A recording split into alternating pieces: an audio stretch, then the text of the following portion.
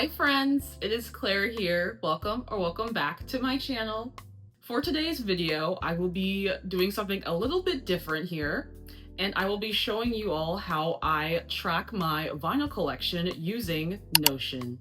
I have not heard a lot of people in the vinyl community talking about Notion and using it as a way to track your records, but I think it needs to be talked about more. For those of you who are not familiar with Notion, Notion is a all-in-one digital workspace. You can use it to pretty much do anything you want to. You can organize your personal life, your career, any projects you have, anything basically. It's so versatile. I've been using Notion since high school. I'm still learning, of course, because there's a lot to Notion that I still would love to learn about, and it's such a great platform to the point where it can get a little bit overwhelming. Towards the end of 2024, I came up with this idea to use Notion to track my vinyl collection because there's so much you can do with Notion versus Discogs. Now I know that Discogs is the most popular app to use when it comes to tracking your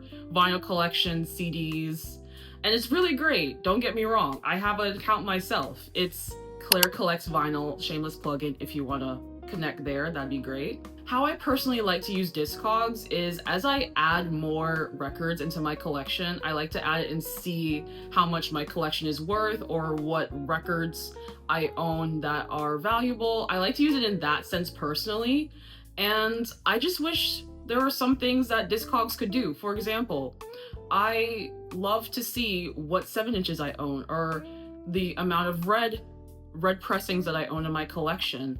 So that's why I went to Notion. How I use Notion to track my collection is I have all my 7-inches on view. I organize it by the color, the artist, the genre, all that type of stuff. If you collect vinyl and you are a detailed-oriented person like myself, then this video might be for you. Before I show you the actual Notion setup, I wanted to quickly go over a few things. So first thing, this template that I got is not my template. So when I came up with this idea, I was so overwhelmed with Notion and figuring out how I want to organize my collection in Notion that I went on Etsy and looked up record collecting templates, and I found this one right here, and it seemed to be pretty good. It was under $10. If you're interested, I will link it down below in the description for you all to check out. After I got the template, there were a few things that I customized so it could be my own. I'm going to be sharing what I did to customize this template to my liking, and if you are interested in making a Notion for your vinyl collection, I really hope this helps you out. Also, I don't claim myself to be this expert in Notion. I'm personally just showing you how I use the template and the database to organize my collection. I hope that you guys take away something from this video, whether it's the setup or if you want to start cataloging your collection this way. I really do hope this helps you all out. So without any further ado, let's jump over to my laptop so I can show you my setup. So here we are at my computer. So apologies if the audio sounds a little bit different.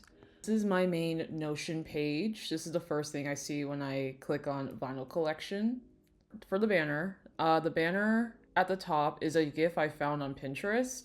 I just liked it. I thought it fit with the record theme, and I thought it made the page more fun and have more personality. Scrolling down, I'll go over what is on the side here. The artist, genre, and release date sections came with the template originally. I personally don't use the artist or release date section as much right now, but the genre section is something I use a lot because I like seeing patterns in what I collect. If I click on the genre, you can see I made these cute cover photos as well to add like my own personal touch to them. I would love one day to expand my genres beyond what I have in this database. So for example, I think the most I have on here actually, pop. So if I click on pop, I can see all the pop albums that I own in my collection. and I do that, which I will go over in a bit on how I tag things and everything so it can go to here. But I have everything here based on what I tag it as. So I tag these all as pop, so they will be in the pop. If I click and go back to the vinyl collection, I'm gonna go back here to the menu. If we come back here, the next one I have is vinyl color, and I recently added this one. So if I click in here, you can see I have different sections in the gallery view, and this I added because I thought it would be fun to visually see how many pressings I have in different colors. So these are the ones I have for now. If I have a different one from these I have listed, I will definitely expand on this. And I also have the number of albums I have, so I can see I have 13 red, and then the biggest number I have is black, so I have 78. So let's do a fun color. I'm gonna click on pink. So it will show all the albums I have that I tagged as pink. And if I scroll down, I can visually see all my pink albums. So I can instantly know which ones those are. And same for red. You can see all the ones I tagged as red and like this. So I think it's fun to display it that way. And come back. This next one here is called Vinyl Wrapped, and it's a play on of Spotify Wrapped. I recently just added this. I added this towards the end of 2025 because I thought it would be fun to track how many records I collected throughout the year. So if I click on here, I'll do 2025 since it's filled up and I don't have much in this year yet. But if I click on 2025, I have the records that I have here that I collected. And then it shows the number and then the label. I got this method. This is not my method, I will say, for the number and the labeling. I got this from another Notion setup. I got this idea from another person that did a Notion template for books. I can also link that below as well if you want to check that out. But I thought it was a great idea, and I kind of embedded it into my record setup. So I like it. I think it's really fun, so I can see how many records I collected for the year. So if I continue to scroll down, you'll see I ordered it based on when I collected it or when I got it. So for example, this is probably what was I made for was the first record I got from that year. So it will show that and in the order. And again, I will go over this later when I show you how I add a record. But if I tag it as, what date I add it, and it will show up here. So I love that. I love how I have it in order because it's fun to see when I got specific records. So yes, and this space for sure is definitely still a work in progress. I would love to figure out, I think I just have to do more research about adding pricing and what genres I collected specifically that year. So I guess I have to do more research on that and how to add that specifically, but I like having this space to track yearly collecting. And then this here is just a preview of this one, so I can kind of see visually how many records I currently have for the year. Scrolling down here is where I have my goals for the year, so I just have them listed out right here. I mean, it's still early in the year, so I haven't checked off any of them yet, but these are the goals I hope to accomplish in the year of 2026 for my record collecting journey. And then this last little thing here is just quick links. I just have my Discogs link here so I can quickly go if I want to reference any pricing or anything like that. And then these actually just came with the template. I don't really use these as much, but quickly if you want to add a new album or a new artist, that you can do that there. But I just kept them there. I don't really use them. But yeah, so that is the left column. This section here now, this is where I keep records I want to buy or the ones that I've pre-ordered. I will order albums months before an album releases, depending on the artist. So I recently added this little pre-order view so I can see any albums I pre-ordered just to kind of remind myself. If, for example, if I order an album in November and we're now in February, I want to remember that, oh, by the way, you ordered this. I want to catalog that and keep track of that order, and then I can change the status once it arrives. So if you scroll down, this is my entire wish list. So these are just albums that I hope to have in my collection. And then pre-orders, I'll click on pre-orders for you. I only have one on pre-order right now. And it's the Harry Styles' latest album, so that's there. So whenever I get the tracking number or anything, or if it ships, I usually just link it in there so I can easily look at it. That's this section, and if I scroll all the way down my long wish list, here is the main thing. This database, this is where my entire collection lives.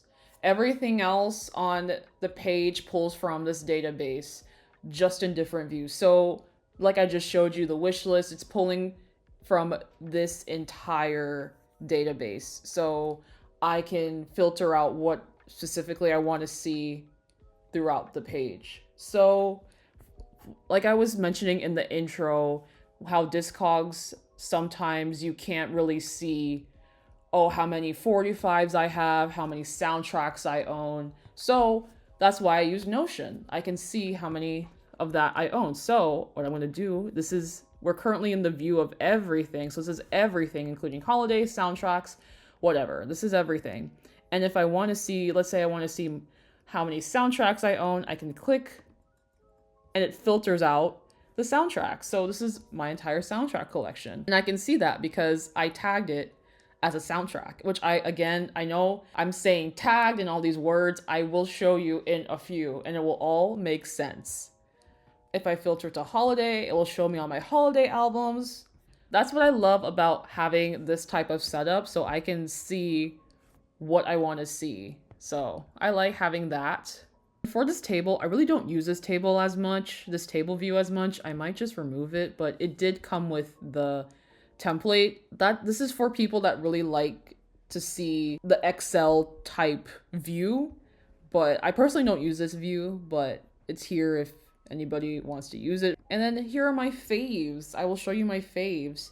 These are my fave albums, either for the music or the pressing itself. I have different views set up so I can see my collection in different ways, like size, theme, or season. And this is the gallery view, which I like because it visually feels almost like I'm flipping through records a little bit. Like I can visually see what that is, because I'm a very visual person. So this setup works great for me. All right, so that is pretty much the overview of my Notion here. So what I'm going to do now is I'm going to now add a record into the database so I can show you how everything connects. So for this example, I am going to be adding to this pre-order section because I did order a few records. So I'm going to be showing you one. An unboxing is coming soon. So I'm going to be showing you one of them. This is the album we will be using for today as this example. So if I want to add a new record, I'm just going to click new page here. And this was included in the template. Usually it comes out as an empty page, but you can again use template and make it your own kind of page. So it's just blank. I just click here and it's blank. You can do whatever you want with it. And I just use this because I like the little icon here. When I add a record, I'm really just filling out what is called properties. So these here, what you see are all properties. Think of them like labels or tags that help Notion organize everything for you. So we're just gonna go down the list here with each property and I will explain each of them and how it coordinates the entire setup. So firstly, let's add the name of the album. So the name of the album today is Diana, and the artist is Diana Ross. There we go.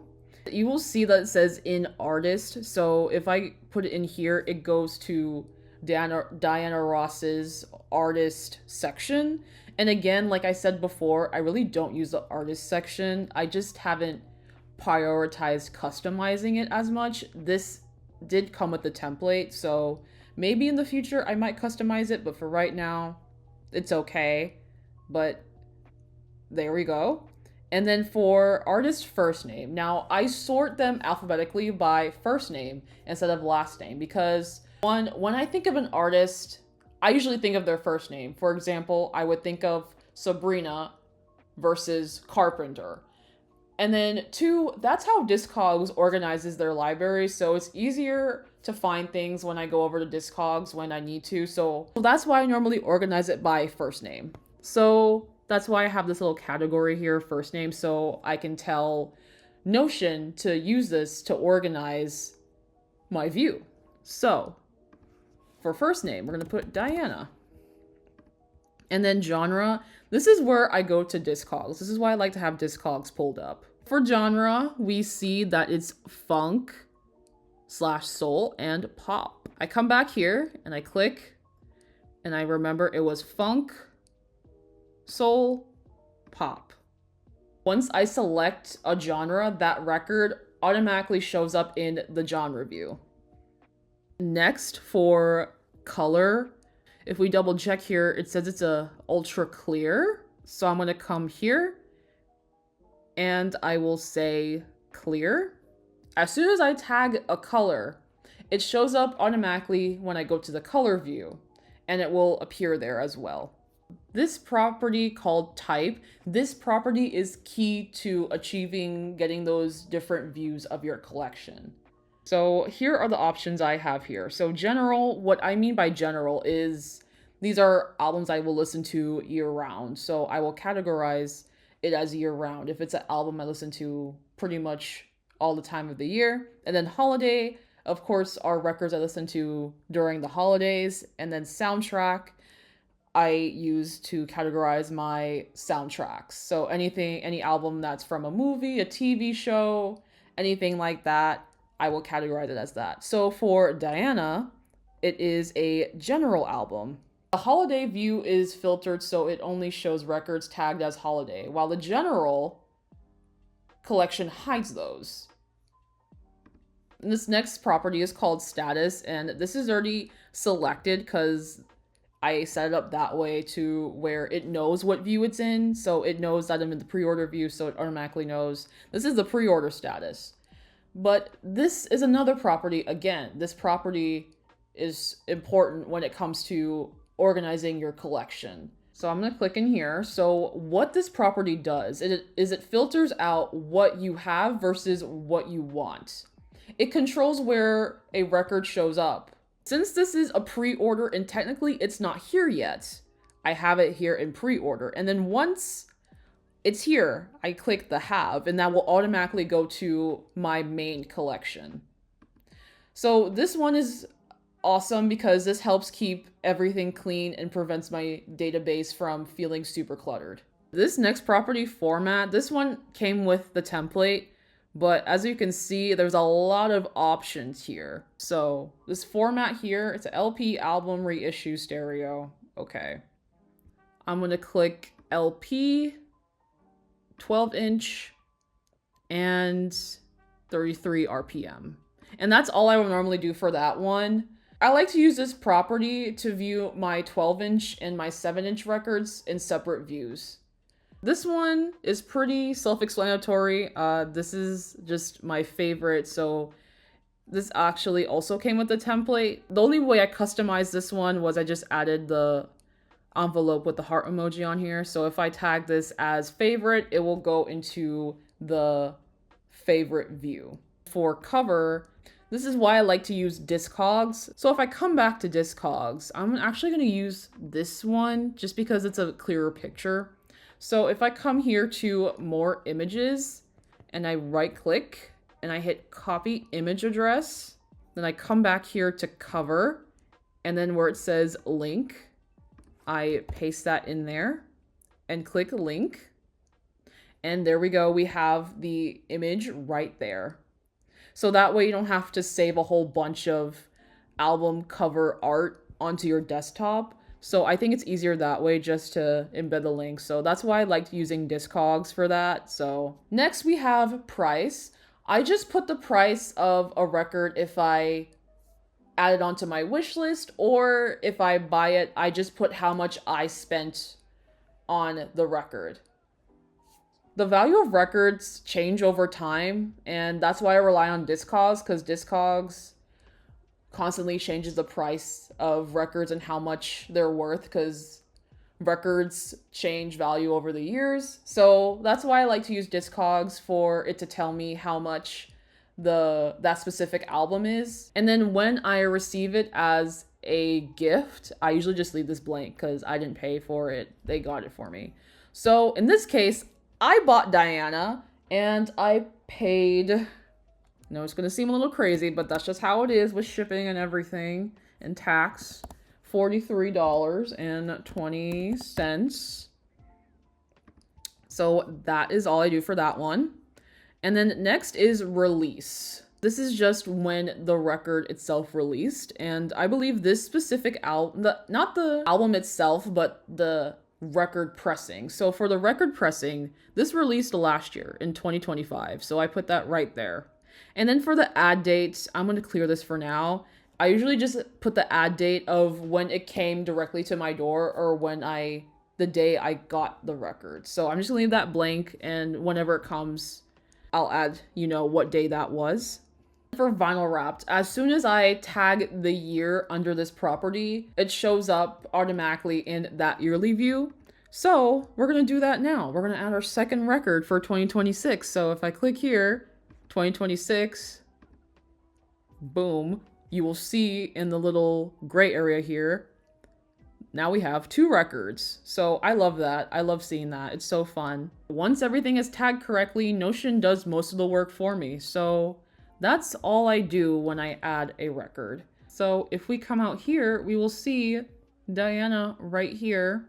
And then again, once I have it or have the actual album in my possession, I will change the status from pre-order to have. And then if we come into 2026 view, we will see that Diana is here and also here. So that I love seeing that. That's so cool to see that Notion automatically, once you select those properties, Notion again does all the work for you, and you can see your collection. And then just to show you how Notion is doing this, or how I set this up, I just come in here to settings, and I usually use by sort. So I sort it by artist first name. And then for filter, I sort that by pre-order. So it's only showing what I have for pre-order in this section. I check that, and that is how that is happening. For layout, I always use a gallery view. They have other views, but I really do enjoy the gallery view. I think that's the most visually pleasing one. And also, in order to have the cover show up as the picture, again, you come to settings, go to gallery, and then for card preview, instead of all these, I select the cover property since it's an image property. And also to show you a different view here, this is my entire 12-inch collection. This is 12 inches, so you're just seeing the 12 inches for now, general 12 inches. So you can see that for filter, I filter it by the general, so general 12 inches, and then I have the status for have. So records that are actually in my collection are considered to have. And then for format, it's 12 inch. And then again, sort, I sort them by first name. That is everything. That is how I track my vinyl collection. And again, as I learn more things about Notion, maybe my process might change a little bit. But for now, this works for me. I love this setup. I love how everything's laid out. I love how I can see everything and how I can change the views. I love that. That's my favorite part. And if you made it this far into the video today, comment the laptop emoji. Thanks for sticking with me here. Let me know, please let me know if you have any questions, or if there's anything specific that you liked. What was your favorite part? What do you love? Let me know. I really love to hear your thoughts on this and what y'all think about organizing your collection with Notion. And I really do hope you learn something from this video. All right, I'm going to do my outro now, so I will see you there.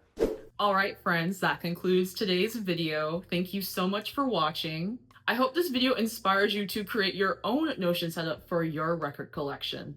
And also, if you enjoy this type of content, because this type of content, educational tutorial, is pretty new to me, and I really do want to learn more about making this type of educational content in terms of vinyl collecting or organizing vinyl, anything like that, please let me know, because I love to hear what type of video you guys would love to see from me on my channel. If you took away at least one thing from this video and you enjoy vinyl, music, collecting, you probably should stick around for a while. If those topics interest you, I would definitely consider subscribing so you don't miss any of my future uploads. Thank you again for watching today's video, and I will see you in the next one. Bye, friends!